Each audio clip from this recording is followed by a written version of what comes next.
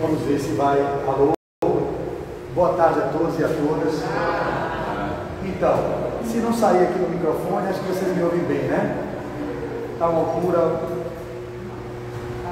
Tá funcionando bem aqui. Alô? Não está saindo lá, não. Está saindo por favor. Alô, som. Alô, ei, ei. Não precisa de microfone, não. Vamos por favor. Então, enquanto eles ajustam ali, a gente vai agradecendo primeiro a presença de vocês, né? Que hoje, 5 horas da tarde, estão aqui se dispondo a ouvir alguma passagem do Evangelho, certamente, porque vocês estão buscando se conectar com aquilo que é o essencial à vida, que é o processo de autoconhecimento, de autodescobrimento. Obviamente que vocês também têm os apoios que a casa oferece, os passes que são ofertados, e nós sabemos que uma palestra doutrinária é uma verdadeira emergência, né?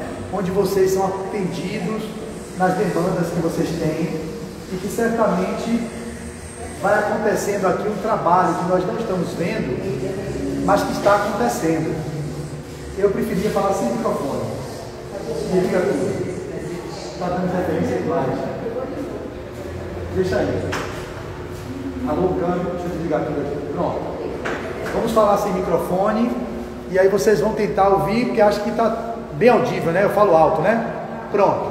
Então, estou transmitindo aqui também no meu canal, no Instagram. Aqueles que porventura quiserem ver a palestra novamente, meu canal é Flávio Nery de Azevedo, Nery com I, também no YouTube, Flávio Nery de Azevedo, que é um canal que eu publico mensagens da benfeitora Marta, que é um espírito que se comunica através de Marcel Mariano, que é um grande palestrante que é conhecido nacionalmente, e a gente tem esses recursos a mais do que eu vou falar, porque é um tema que vai falar do sofrimento, e como o sofrimento é a tônica que a humanidade hoje enfrenta, né? Sai de uma pandemia, entra numa guerra, e aí a guerra está no meio dela, volta a quarta onda do Covid, e assim a gente vai percebendo que há um chamado, ou melhor, há uma intimação, no meu ponto de vista, que o planeta está fazendo para que nós possamos nos reformar, nos melhorar. Então a ideia de estarmos vivendo tantas calamidades, tantos flagelos destruidores, tantas coisas que estão acontecendo, atrocidades, as pessoas perdendo o senso ou o bom senso, levando a vida humana a um estágio de banalização, mostra o grau de atraso em que a humanidade se encontra e abrindo brecha, sintonizando com entidades que estão também trabalhando no mundo invisível, no intuito de impedir que o progresso na Terra possa acontecer. O tema de hoje é aqueles que sofrem e precisam de auxílio. Obviamente que o sofrimento, na perspectiva da benfeitora Joana de Ângeles, na sua série psicológica, em várias obras ela vai citar o sofrimento. E uma dessas obras é no livro O Homem Integral, que eu vou fazer aqui no capítulo 8. Ela vai dizer assim: o sofrimento se apresenta na criatura humana como uma enfermidade que necessita de tratamento conveniente em que se invistam todos os valores ao alcance pela primazia de lograr-se o bem-estar e o equilíbrio fisiopsíquico. Deste modo, o sofrimento pode decorrer do desgaste orgânico ou mental, que é um processo degenerativo do instrumento material do homem. As doenças campeiam e a receptividade daqueles que se encontram incursos nos códigos da justiça divina sofrem-nas, mediante as coartações danosas dos mecanismos genéticos, que já nascem, né? Ou por contaminação posterior, escassez alimentar, traumatismo físico e psicológico, no emaranhado de causas próximas decorrentes dos compromissos negativos do passado mais remoto. Finalizando, ela diz: noutro caso, o sofrimento resulta da transitoriedade da própria vida física e da fragilidade de todos os bens que proporcionam prazer por um momento, convertendo-se em razão de preocupação, de arrependimento e de amargura no outro momento. Então ela vai definir o sofrimento aqui em várias obras, né, que ela tem, E a gente pode depois, vocês podem visitar as obras que ela vai trazer a definição do sofrimento, o sofrimento da impermanência, o sofrimento que gera sofrimento, sofrimento resultante do condicionamento. Aí tem também o sofrimento barra amor. E aí vocês têm um manancial vasto que ela vai falar sobre o sofrimento. Mas é verdade também que no Evangelho segundo o Espiritismo, que é o que foi pedido que nós fizéssemos uma ponte com o capítulo 12, na passagem que diz: se alguém vos bater na face direita, apresentai-lhe também a outra face. Os versículos 7, 8 e 9. O 9 são as instruções dos Espíritos, que vai falar da vingança. O que a gente pode ter, fazendo a união dessas temáticas? Que se alguém vos bater a face direita, apresentar-lhe também a outra, e a vingança nas instruções dos Espíritos, pelo Espírito Júlio Olivier. E esse tema, que é aqueles que sofrem e precisam de auxílio. Qual é o entendimento que eu posso ter? Aquele que bate na nossa face, de alguma sorte, está em sofrimento, porque a gente tem um ditado que diz: os agressores são doentes. Quem agride alguém tem alguma doença. Essa doença pode ser psíquica, pode ser emocional e pode ser uma doença espiritual, uma doença da alma. Então não há como nós entrarmos em contendas ou entrarmos em atrito com pessoas que querem nos agredir, nos impondo sofrimento. O entendimento primeiro que a gente tem que ter, que é o sofrimento enquanto construção maior, que nós estudamos lá na Federação Espírita do Estado da Bahia, foi o livro anterior que estamos estudando agora, que é o livro Plenitude, também o terceiro livro da série psicológica de Joana. O primeiro é Jesus e a Atualidade, o segundo é o Homem Integral, o terceiro é Plenitude, e o quarto, que a gente está estudando agora, é Momentos de Saúde e de Consciência. O livro Plenitude foi todo falando sobre o sofrimento, e o sofrimento na perspectiva que temos o entendimento do budismo. Ela cita Buda, porque fala sobre o sofrimento numa outra lógica, e o sofrimento na perspectiva filosófica e na perspectiva que o Espiritismo entende.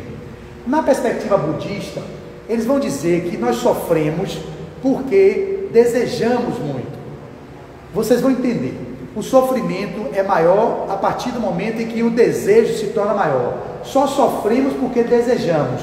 Quanto menos desejamos, menos sofrimento temos. Aí vocês podem olhar o sofrimento nos vários aspectos, os aspectos econômicos, o sofrimento material, né? O sofrimento afetivo. Os sofrimentos que a gente vive são frutos dos desejos, numa perspectiva assim bem superficial do que o budismo traz. Então, se vocês desejam muito, e desejo é diferente de vontade, a vontade é um princípio norteador do espírito. O desejo normalmente é uma condição do ego. O ego é que deseja. Desejo comer uma pizza, desejo uma namorada, desejo um namorado, eu desejo passar na faculdade, eu desejo morar num bairro nobre, eu desejo ter um carro bom. Esses desejos, normalmente, a gente fazendo uma leitura bem superficial, estão ligados aos desejos do ego. E o desejo, ele normalmente nos leva para os aprisionamentos, que são chamados aquelas prisões que nós nos colocamos pela vivência em querer se locupletar dos bens materiais, de viver os prazeres da matéria. Então, quanto menos desejo, menos sofrimento. Quanto mais desejo, mais sofrimento. Essa perspectiva é mais genérica, no sentido, repito, da visão do budismo. E vai ter também dizendo lá a monja Koen, dentro do budismo, que ela vai dizer que o sofrimento é opcional.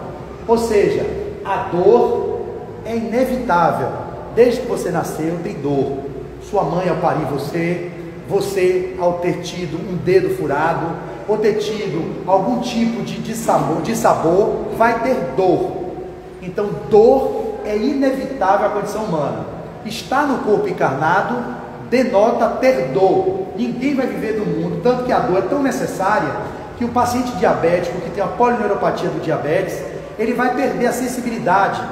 E aí, ele pode furar o dedo com a pedrinha, com um prego no sapato, e a percepção lá na extremidade não está adequada, pode gerar uma necrose, a amputação do dedo e a amputação do pé. A gente sabe que a diabetes em um grau avançado, ela pode gerar isso, que é uma das consequências. Então, se a gente não percebe a dor, a gente não para olhar o que está incomodando. Se você tem uma dor na lombar, como eu tenho, eu olho para aquilo, eu não vou negligenciar, porque eu posso estar estourando meu disco vertebral, eu posso estar com artrose, eu posso estar com o chamado popularmente bico de papagaio, que está pinçando o músculo, o nervo. Então a dor, ela traz para o cérebro, o sistema nervoso central, uma informação na periferia de que algo vai mal. E que se você não para olhar, aquela dor pode se exacerbar e pode lhe incapacitar. Tá claro? O sofrimento é o grau de entendimento ou do enfrentamento que você tem diante da dor. Eu posso ter uma dor lombar como eu tenho, 365 dias do ano, eu não sei o que é não ter dor. Eu não sei nessa vida, nos últimos 15 anos, o que é não ter dor. Eu queria saber se você não tem dor. Não, não tenho dor nenhuma, você é maluco ter dor? Eu não sei o que é viver, eu tenho 49 anos, sem dor física. Não sei o que é. Flávio, como é? Não sei o que é amanhecer um dia sem dor. Ainda mais agora que eu estou idoso, ficando idoso, jogando vôlei, fazendo academia, andando de cavalo, fazendo natação, e o corpo está envelhecendo naturalmente, as articulações já não são mais as mesmas. Então há lesões quando eu subo para bloquear, quando eu subo para cortar, rodo o ombro dói, a coluna quando eu caio no chão impacta também, e eu não paro. A dor não me paralisa ainda, mas ela me sinaliza que algo não está bem, algo vai mal, porque não é para viver com dor. Eu não estou aqui fazendo apologia à dor. Quem tem dor tem que sair da dor. Mas existem dores que não são físicas, são dores morais, são dores psíquicas. E tem muitas pessoas que com dor física já levam um grau de sofrimento tão grande que é um fruto do encarar a dor, porque o sofrimento vai pelo aspecto da emoção e vai interferir o aspecto da condição emocional do ser.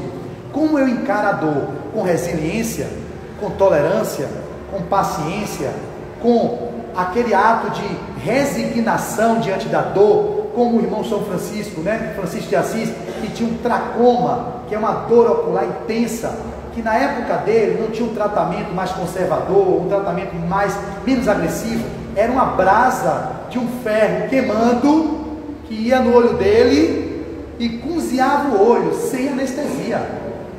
Que dor lancinante, que dor desgraçada, sem graça. Desgraça seria sem a graça. Que dor esse homem não deve ter sentido. Um ferro para entrar no seu olho e cozinhar seu olho sem anestesia. Ô dor. E ele fazia: ô irmão fogo, faça o seu trabalho, mas vê se alivia para o seu irmão aqui. Ou seja, olha a resignação desse ser. Ia comer uma dor dessa que qualquer um de nós vai tomar uma injeção, uma vacina. Você vê na internet aí, vai furar se joga no chão. Vi vários memes, várias pessoas quando foi tomar vacina se perdendo, eu não posso olhar meu olho. Imagine um ferro quente entrando no seu olho para furar seu olho, para poder descozinhar o olho por causa de uma lesão. Então é óbvio, o grau que São Francisco encara a dor física é de um jeito que Flávio encara de outro jeito. O jeito que Flávio encara é diferente do seu, que é diferente de pacientes que eu atendo, que às vezes a gente não minimiza a dor do outro, a gente não vai ficar criticando, pelo amor de Deus, você com a unhazinha dessa encravada, você não sabe qual é a dor que eu tenho na minha coluna. A gente tem essa tendência de ficar comparando a dor do outro com o seu nível de suporte, de resiliência, de tolerância à dor. Isso é um lugar que não deveria ser um lugar de fala de ninguém, porque a gente tem que respeitar as idiosincrasias, os limites que ela tem, o limite que ele tem, que não são os meus limites, e o que não é o de São Francisco, o que não é o de Jesus, que recebeu uma cruz de espinho, recebeu uma alfinetada no peito, que foi crucificado com os cravos que atravessaram sua mão. Ele sentiu dor, claro que ele sentiu dor. Ele era humano também, vivendo na carne, mas devia ter os abrandamentos pelo nível evolutivo de resiliência que ele alcançou no enfrentamento da dor. Mas Jesus não sofreu. Quem diz que ele sofreu fomos nós. Que sofrimento desgraçado. Para a gente que olha de fora, a gente diz que ele sofreu. Poxa, mas o sofrimento é um aspecto que eu não estou dentro dele, é emocional, que ele teve para encarar a dor. Dor, ele teve. Chibatada nas costas, coroa de espinho, prego que encravou na mão, dor estava tendo, não tenha dúvida. mas ele não tinha o sofrimento que a gente pensa que ele teve. Aí eu também não posso falar por ele. Só ele pode dizer o sofrimento que ele deve ter vivido. A gente vai falar do Calvário, da paixão de Cristo, de tudo aquilo que ele viveu. Ele pode ter enfrentado com uma verdadeira resignação de que dizia assim: eles são tão infantis, né, que eu perdoo eles, que ele não perdoa, pai, eles não estão sabendo o que estão fazendo comigo, o Filho do Homem que está aqui. Nós outros, seres humanos comuns, eu dei o exemplo de Cristo para a gente ter a referência de qual é a nossa referência maior, mas a gente aqui normalmente vive em sofrimento o tempo todo. E aí esses sofrimentos, né, que nós falamos que aqueles que sofrem precisam de auxílio, é óbvio que a gente não vai desamparar aqueles que estão necessitando ser auxiliados. Com a ponte, com a parte do Evangelho, que é quem bate na vossa face direita dá a outra, não significa que você tem que tomar um tapa na cara e sofre por um tapa e vai dar o outro lado para bater. Não é isso. O desdobramento do texto evangélico, quando Kardec traz a interpretação, ele vai dizer que não é entrar no aspecto da vingança. Vai ter aqui a leitura, que aí vocês podem trazer a clareza maior, que diz assim, ó: Moisés veio e Cristo disse, porque Moisés tinha a lei de olho por olho, dente por dente, com ferro fere, com ferro será ferido, e que se você tem que agredir, foi agredido, você também agride na mesma intensidade. Jesus já veio e disse o seguinte: por isso é que a lei mosaica prescrevia olho por olho, dente por dente, de harmonia com a época em que Moisés vivia. Era uma época que ele precisava fazer isso, era uma época que tinha esse nível de animosidade entre as pessoas. Já veio Cristo e disse: retribui o mal com o bem, e disse ainda: não resistais ao mal que vos queiram fazer.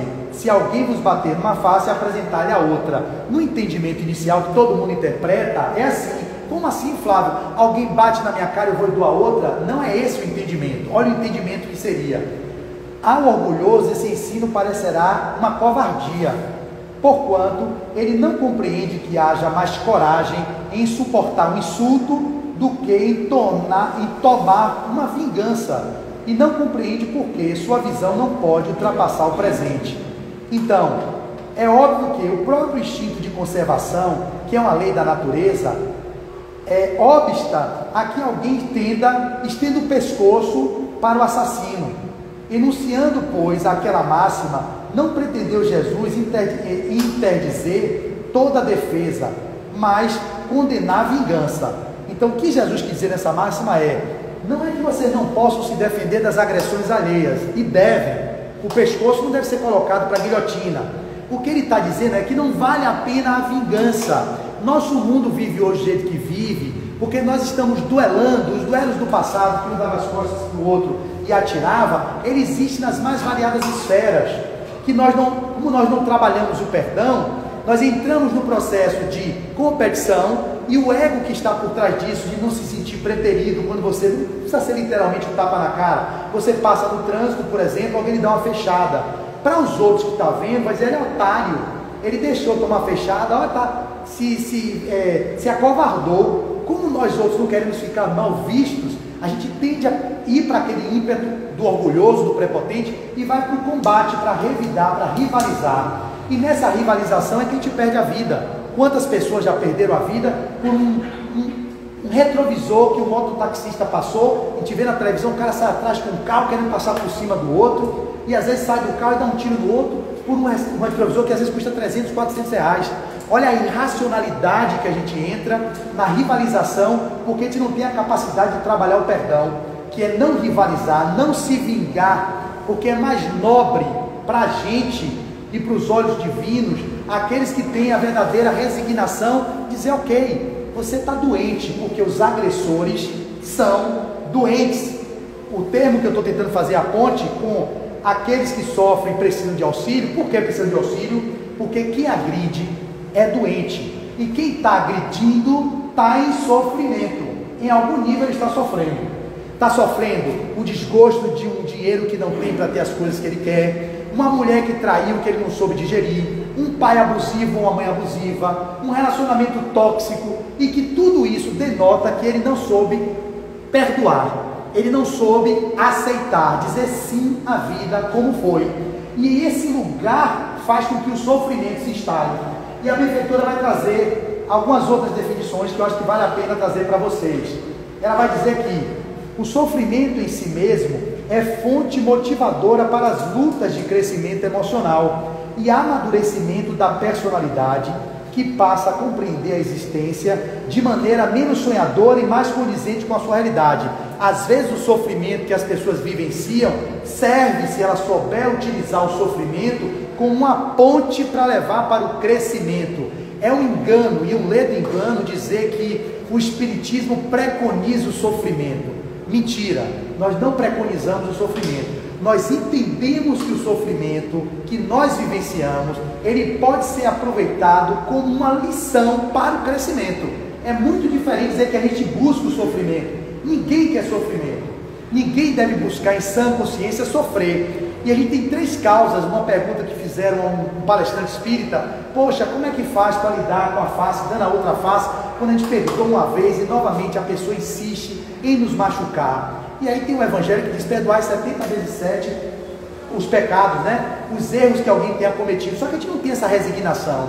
E aí o palestrante falava com essa internauta, dizendo a ela assim: tem 3 relações que a gente estabelece no nível de mágoa e que a gente tem que passar por algum tipo de sofrimento na relação com o outro. Um é uma pessoa comum que vive com você no prédio, um vizinho que não tem muita interferência na sua vida, um colega de escola que às vezes causa um dano a você, e você, para não ser o efeito do que ele lhe fez, você procura dizer assim: olha, eu não vou carregar isso comigo não, porque quem carrega mágoa, carrega lixo mental. Então é melhor não me magoar. Como é seu nome? O que Adriano me fez, porque ele é um cara que está em sofrimento. Ele deve estar com algum problema na vida pessoal dele, a mulher dele escorraçou de casa, perdeu o emprego, que ele estava pensando que ia ser promovido, ele não conseguiu o que ele desejava, está procurando um pezinho, né, assim que ele diz, para descarregar em alguém a ira dele, a raiva dele, aquilo que ele não conseguiu digerir, a dor dele. Pode ser física, pode ser uma dor moral, e que ele permitiu que aquilo se avolumasse, gerando um sofrimento. Encontra a Flávia pelo caminho, que está também com seus sofrimentos, com suas dores, e aí faz uma coisa que é isso, e aquilo vira um mundo muito maior de possibilidade. Ele pode ser interferir na minha vida em um nível que não tem efeito tão grande, porque ele é um vizinho, é um colega de escola. Esse é um nível de relação de mágoa, de sofrimento, que pode existir no nível que você consegue equacionar mais facilmente, você não convive com a pessoa. O outro nível é o nível de perdão, de relacionamentos afetivos, marido e mulher, mulher e mulher, o que for a relação entre 2 pessoas. Nesses casos, as pessoas entendem que deve ficar até o fim sofrendo num casamento que não é mais expansivo, num casamento que não é nutritivo, com um ledo engano de achar que já é ruim com ele, pior sem ele, ou já que eu estou com ele, deixa eu ir até o fim dessa existência. Isso não é verdade. Tanto que tem lá, o divórcio é uma lei humana que serve para separar o que de fato já aconteceu nos corações. Ou seja, quando você se divorcia de alguém, é porque já há um divórcio das almas. As almas já não se encontram. A gente vai dizer que nesse caso tem que se haver a maior tentativa de manutenção da relação. Investimento em terapia de casal, buscar fazer um tratamento espiritual. Pode ter interferências de entidades querendo destruir aquela relação. São vocês 2 que porventura são casados, que são pessoas que não têm uma afinidade do passado, se reencontram para um ajustamento no que diz respeito às leis de causa e efeito, às leis de possibilidades de ação e reação, como vocês queiram olhar. Mas você não é obrigado a viver porque está, entre aspas, vivendo, entre aspas, um resgate por você ter mutilado ela, matado ela, ou então traiu muito. Qualquer coisa que tenha sido na relação de qualquer casal, diz: não, deixa eu ficar até o fim, eu vou sofrer até o fim da minha existência, porque nessa vida eu saio resolvido com esse karma que eu tenho com essa mulher. Não, isso é pior, porque você pode terminar uma encarnação num grau de animosidade que seria muito mais leve no momento em que começou o apelo à relação abusiva, a relação tóxica, para não caminhar para uma relação de feminicídio, ou até mesmo de uma violência verbal, uma violência moral. É melhor parar ali e tentar depois se reencontrar em condições de melhoria da condição interna, mas não no primeiro processo de atrito que um casal vive, porque a gente sabe que tem muitos momentos que é o ego, a raiva que é tomada no momento, e às vezes os irmãos cobradores evolutivos estão no campo assim, esperando uma brecha, para dizer assim: agora rapaz, briga com ela mesmo, tá vendo? Ela olhou pro cara, você não tá vendo que ela tá traindo? E aí você entrou naquela faixa, entrou: mulher, você tá fazendo isso comigo? Aí já brigou e separou, quando foi ele saiu do campo, consegui, interferir. Você vai para sua casa, ela vai para ela: não foi isso, ela só fez falar que o cara era bonito, como é que eu levei para isso? Pronto, eu perdi o amor da minha vida, eu gostava dela. uma forma de vocês testarem isso na relação a dois, eu faço direto com minha esposa, né? Porque eu me desentendo com ela como um ser humano comum e perfeito que vive a vida a dois. Não é possível que viva só em harmonia. Temos atritos também. Mas como é que eu vejo que eu ainda gosto, que eu ainda quero continuar? Porque a raiva vem, né? No dia a dia ali. Quando ela vai dormir. Quando ela deita e dorme, que eu olho para ela e digo, meu Deus, é um anjo de candura. Aí eu fico assim, nossa, eu gosto dela. Quando ela está dormindo, eu olho o quanto de afeto eu tenho. Mas se a pessoa que você está nessa animosidade deita e você olha para a pessoa assim, miserável, o que é que eu estou fazendo com esse traste, essa mulher, Deus que me livre, como é que eu ainda estou amarrando minha vida com esse trem, não vejo a hora? Eu não, eu posso ter o atrito que eu tiver com Daisy, quando ela vai para a cama, que vira um anjo de candura, óbvio, ela não está entrando nos egos de um e do outro, você vai olhar a essência, tudo que está por trás daquela convivência do dia a dia, que são os egos se bicando, dois bicudos se bicando. É eu com minhas animosidades, ela com a... Mas aí quando vai alivia, que dorme, você olha o ser que está ali, que é o ser crístico, o ser divino, a centelha divina, e ao olhar para aquilo, eu sinto na minha alma que há um encontro ainda de possibilidade da continuidade da relação. Mas tem casais que não, que vai deitar do lado do outro e vai dizer assim, meu Deus, estou vivendo por viver, é um sofrimento que não tem mais caminho na minha vida, mas eu vou até o fim com esse homem aqui vomitando, que chega bêbado, eu limpo o vômito dele. Não, ninguém tem direito, se não tiver estrutura emocional. Tem gente que tem gente que tem arma, tem gente que tem estrutura emocional, gente, presta atenção, que aqui a acústica...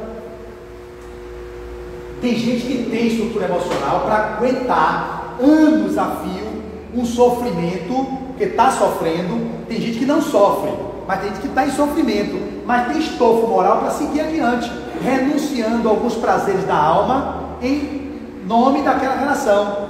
Como teve um caso que Chico Xavier contou, você não sei de memória, mas é mais ou menos assim, uma mulher que foi para Chico e perguntou, Chico, o que é que eu faço? Já são 32 anos suportando esse homem, alcoolista, há 20 anos que eu limpo o vômito dele, ele chega em casa gritando comigo, eu tenho que tirar o short dele, que às vezes faz as necessidades na própria calça, faz xixi, eu não aguento mais esse homem na minha vida. Aí eu já perdoei, Chico, aquilo que o Evangelho diz, 70 vezes 7, já foi muito mais do que 490, né? 7 vezes 7, 7 vezes, tem que ser perdoado 7 vezes 70 vezes 7, né? Dá 490 vezes. Eu já multipliquei, já deu mais do que isso, durante 30 anos já aprendeu mais de 2.000, 3.000 vezes. Ela, minha filha, tenha paciência, uai. Jesus quando falou é perdoar 70 vezes 7 vezes cada delito, ou seja, o vômito, o xixi nas calças, o grito que ele lhe deu, imagine, 490 vezes a vez que ele vomitou, 490 vezes, 490. Então é infinitamente, as pessoas não entendem que o perdão é bom para quem perdoa, e não para quem é perdoado. É eu quem perdoo, que me beneficio pelo ato de perdoar, porque perdoar vem do latim, que é doar por inteiro, perdonare, eu me dou por inteiro aquilo, ok, eu perdoo. Com Jesus eu nem vou me magoar com Pilatos, nem com os judeus, nem com ninguém que me traiu, nem com Judas que me entregou, nem com Pedro que me negou. Para que eu vou me magoar com eles? Deixa eles com o peso que eles vão ter que carregar por ter traído um justo, ou o peso de viver comigo, como Pedro me negou 3 vezes numa noite. E Pedro entrou na culpa, mas ele reformou a culpa em atos de serviço para a humanidade, tornou sua contribuição na casa do caminho. Já Judas não aguentou a culpa e o remorso, entrou no processo do suicídio, se matou. Então Jesus não, Jesus continuou amando, manteve sem mágoa no coração, sem sofrer por aquilo, continuou compreendendo. Ou seja, quem agride precisa de auxílio. Judas precisa de auxílio, Pedro precisava de auxílio, Saulo de Tarso precisa de auxílio, porque vivia um sofrimento por não entender como um Jesus de Nazaré, um carpinteiro daquele, um Zé Ruela, que Jesus era tido na época, um nazareno, que era um pária praticamente, que nascia em Nazaré. Jesus de Nazaré era um cara que não tinha muita expressão, ele é o rei dos judeus. Eu esperando Moisés dizendo que viria um rei, e ele pensou que um cara cheio de poucas circunstâncias como ele, um doutor do Sinédrio, um conhecedor das leis de Moisés, estudioso do Torá, né? Torá é o Alcorão, é do Islã, e o Torá é do judaísmo, não é isso? Um estudioso da Torá, e que conhecia todas as leis, em sofrimento, porque viu Estevão abnegadamente seguir o Messias. Ele, não, quem é esse Messias? Estevão foi o primeiro mártir apedrejado por Saulo, né? Que era assassino, covarde, vaidoso, prepotente. e se tornou Paulo de Tarso, um homem que entregou sua vida em holocausto, em sacrifício, em nome de quê? Do amor por Jesus, que ele perseguiu Cristo e os cristãos, e não conseguia entender como é que poderia aquele ser fazer o que estava fazendo, até que ele não suporta na estrada de Damasco, encontra com Jesus, se ajoelha, fica cego. Jesus faz: Saulo, Saulo, por que me persegue, Saulo?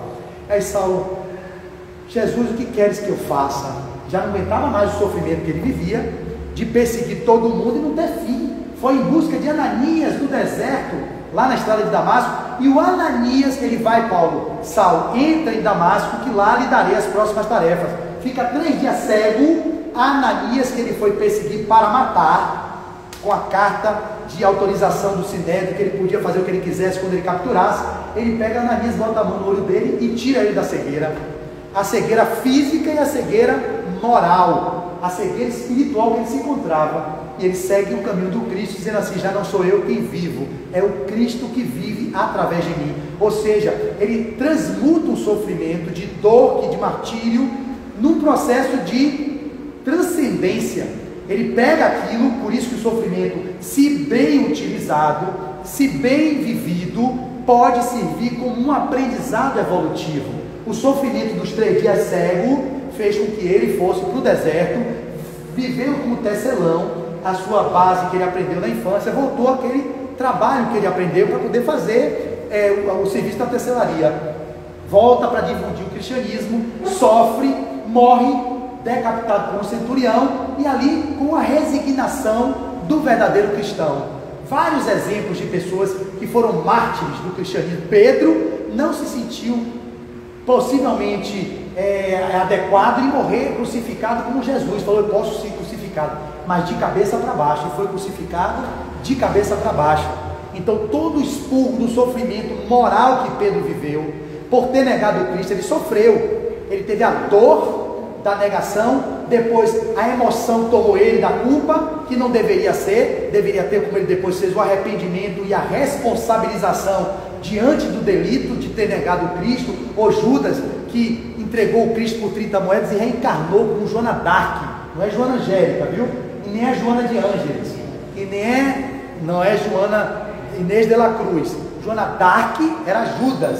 Judas voltou com Joana d'Arc, que foi martirizada, queimada como médium. Ele sofreu, enquanto não reparou-se com a consciência de culpa, o sofrimento estava tomando ele. Então, quando a proposta do Evangelho, que é: se alguém vos bate a face dele para entrar em minha outra, aqueles que sofrem precisam de auxílio, que é o tema tirado a partir daí, ele está propondo que não entremos no nível da rivalização e da vingança. Lançai para diante o olhar, quanto mais vos elevardes pelo pensamento acima da vida material, tanto menos vos magoarão as coisas da terra. Então não se melindrar, não se magoar com o que os outros nos fazem. Olhe adiante dessa vida do humano, prescutem o futuro que nós vamos ter, consiga penetrar o insondável do mundo invisível, do que é a nossa trajetória até aqui, como seres humanos comuns, imperfeitos, que somos, ou perfectíveis. Por que imperfeito? Não, porque perfectível significa que você, Adriano, está fadado à perfeição. Olha que maravilha isso. Eu estou fadado a ser perfeito, não tem por onde correr. Por mais que eu escolha ficar anos a fio, batendo cabeça, rivalizando, me magoando, me melindrando, aquela pessoa me disse aquilo, alguém me fez aquilo no trânsito, não adianta, você vai ser perfeito, Flávio. Você escolhe isso mais rápido ou quer demorar milênios batendo cabeça com essas condições de rivalizações egóicas, com mimimis, com melindres, com susceptibilidades, com animosidades entre um e outro, com brigas entre irmãos, numa mesma família. Agora nesse ano de política, muito cuidado para a gente não se perder nas nossas rivalizações egóicas, porque eu defendo o partido A, o outro defende o partido B, e aí começa, irmão não fala com o irmão, mãe não fala com o filho, começa uma confusão dentro de casa, mostrando o grau de animalidade que nós ainda nos encontramos, ainda no nível primário, nos permitindo se rivalizar com o irmão e com a irmã, com mãe e com o pai. Imagina lá fora com o estranho, o que não está ocorrendo, tira arma para matar o outro, por negócio de política, por time de futebol, por religião. gerando sofrimentos e mais sofrimentos. Então a ideia básica da fala que eu trago para vocês é: os agressores são doentes, os agressores precisam de auxílio, eles são doentes, são dodóis. Não significa dizer, pelo amor de Deus, que eles não devem ser punidos pelas leis humanas. Não significa, quando eu perdoo o assassino de um filho meu, que eu não queira que ele seja preso. Então não perdoou. Não tem nada a ver uma coisa com a outra. Perdoar significa não guardar mágoa no meu coração, da dor e do sofrimento que ele pode ter me causado ao tirar a vida de um filho meu, porque ele estava bebendo e pegou e atropelou meu filho na bicicleta.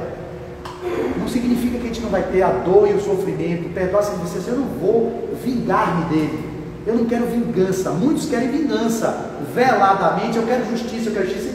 E é muito cabível que as pessoas, aquele rapaz que foi no dia com um tiro no peito, eu não sei a história evolutiva do cara, com 24 anos andando e pedalando, chega um outro irmão, e também um irmão, e que está em desequilíbrio, dá um tiro para roubar uma bicicleta. Olha a banalização em que a vida humana se encontra, olha o nível enquanto inconsciente coletivo, e nós somos esse ser que deu o tiro, como nós somos um político corrupto. Em alguma instância, a guerra lá na Ucrânia é a guerra interna que cada um de nós estamos travando, quando a gente vive esses padrões egóicos tão primitivos, nas mini-guerras no nosso lar, nas mini-guerras do trânsito. Aquela é uma guerra no nível que é o nível mundial, que pode ter repercussões em toda a civilização, mas ali é fruto da psicopatia de líder que está no fanatismo, em proteção de suas fronteiras, com as mais variadas justificativas.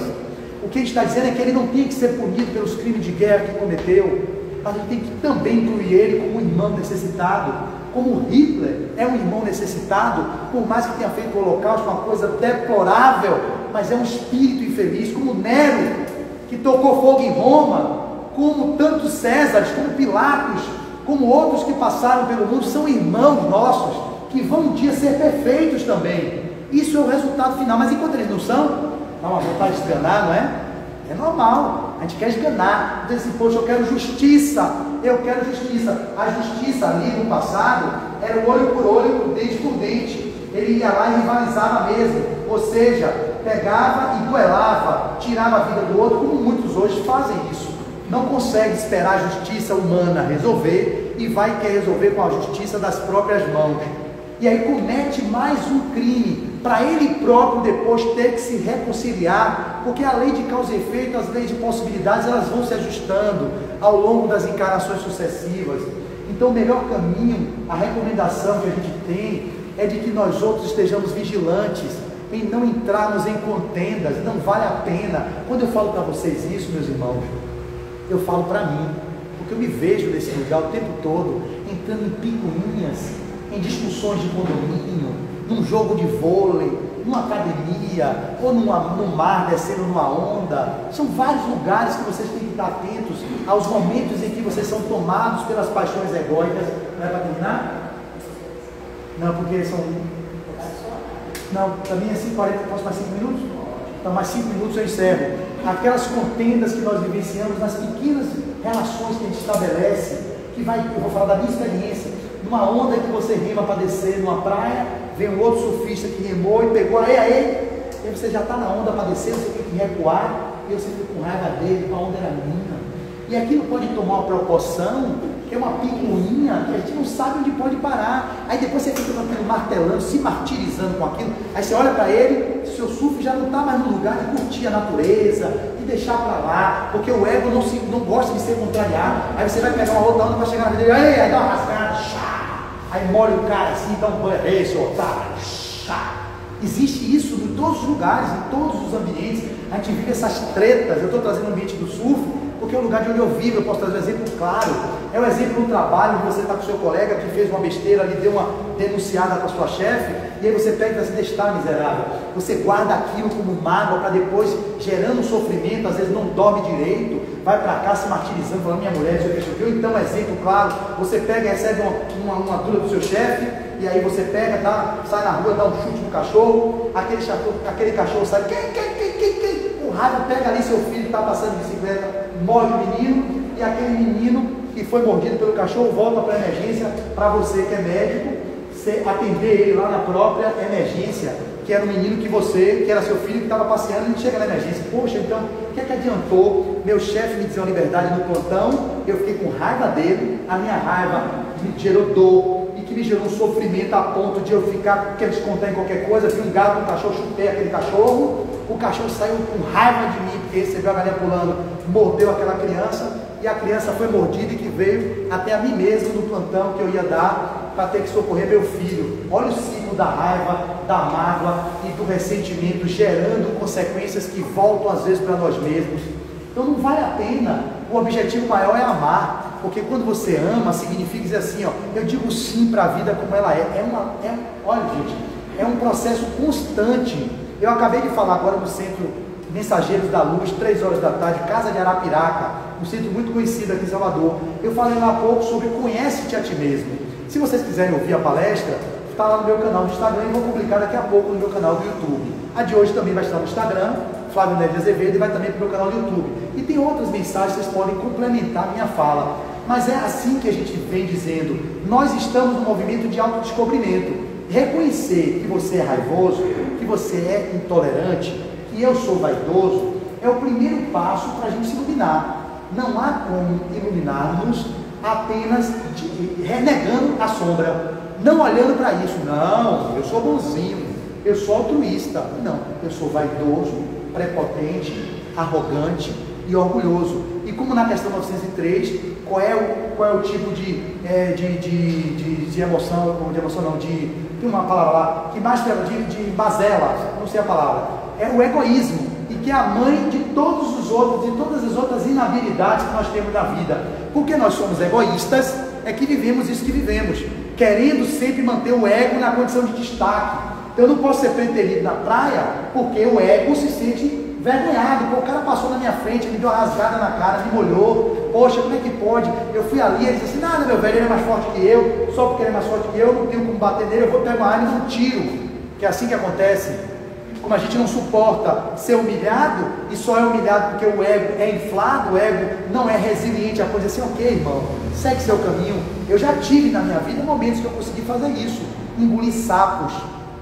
Engolir sapos significa passar por cima do meu amor próprio, egóico, não é o auto-amor, em nome da preservação da minha vida. Não vale a pena.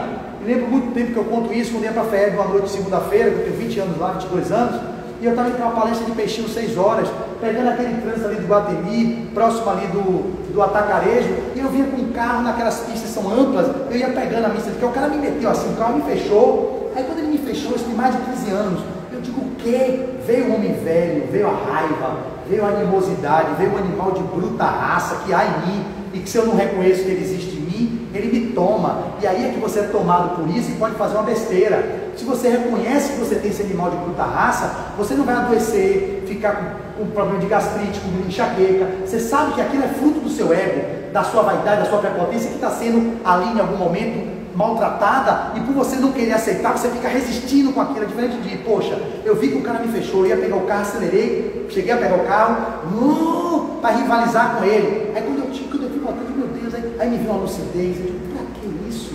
O que é que ele mexeu em você, que você tem que ir para esse embate com o cara, ele tem o que a perder, você vai para a FEB, você vai para o centro espírita, e você sabe o que aconteceu com você, cara? Isso tudo rápido, isso é muito rápido que acontece. Se você está vigilante, você consegue isso, mas se você não está vigilante, você já só vai perceber depois que você fez a besteira. Eu digo, não, ele pode ter brigado com a mulher dele, ou pode estar ali embaguado, que quer pegar um cara que matou o filho na bicicleta, sei lá, o que está na cabeça desse cara, ele pode não ter nada a perder, eu tenho muito a perder, então não vale a pena. Aí o que você tem que fazer? Passar por cima da condição egóica naquele momento, preservando sua vida, que ele pode abrir o carro, qual é, brother? E aí você está achando o quê? Pá, me dá um tiro, pô, morri, aí desencanou, meu Deus, ai meu Deus, novinho, o corpo lá, oi, para que eu fiz isso? E o cara lá assim, morreu aí, ó, foi aquele tirando, bate a porta do carro, como acontece, e vai embora, toca a vida dele, lá na frente ele vai ter os ajustes com a vida, vai, mas ali acabou minha vida física.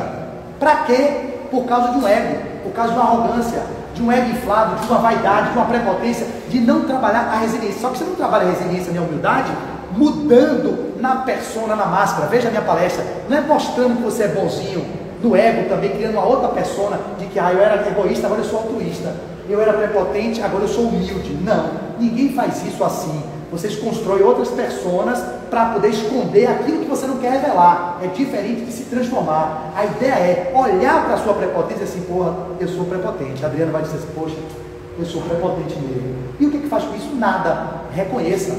Reconhecer que é prepotente é o primeiro passo para a grande transformação. E a transformação se dá de forma genuína, porque emerge do seu inconsciente o Deus interno, o Buda interno, o Cristo, o divino que nós somos. E nesse lugar é onde a gente pode encontrar o caminho da paz. Então, para finalizar, a recomendação que fica é: amemo-nos, perdoemos, porque quando perdoamos e quando amamos, não sofremos.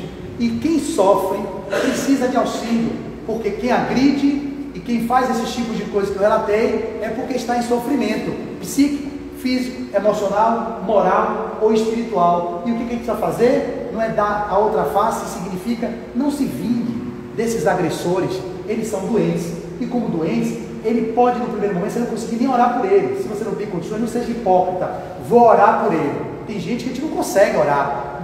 Lide com a sua raiva, com a sua mágoa, resolva dentro de você e deixe que o outro caminhe. Mesmo que você dizer, no fundo, que ele bata no primeiro poste, não de concreto, um poste de borracha, né? Tem assim, que ele bata no poste de borracha, mas não morra. Toma um susto. Tem gente que deseja isso ao outro. Se você não tem nível para não fazer isso, que seja minimamente isso. A gente pede que nem deseje mal ao outro, mas é óbvio que nem todos conseguimos. A gente fica com aquele espírito de vingança. O menino que morreu lá, a família está arrasada. É óbvio que ela quer uma vingança mesmo. Se pudesse pegar o cara, botar na cadeia, prisão perpétua. Uns vão querer que seja cadeira elétrica, o outro quer matar. Quem vai deixar viver um cara desse nada? Vai ter as mais variadas formas de se vingar. Mas quanto mais a gente se vinga, mais a gente está criando nessa sociedade essa animosidade, essa guerra que está dentro de cada um e que repercute nas guerras externas e nas grandes pandemias, dos grandes flagelos, que é nada mais ou nada menos que uma intimação que a vida está nos trazendo para que nós façamos de volta o caminho para dentro,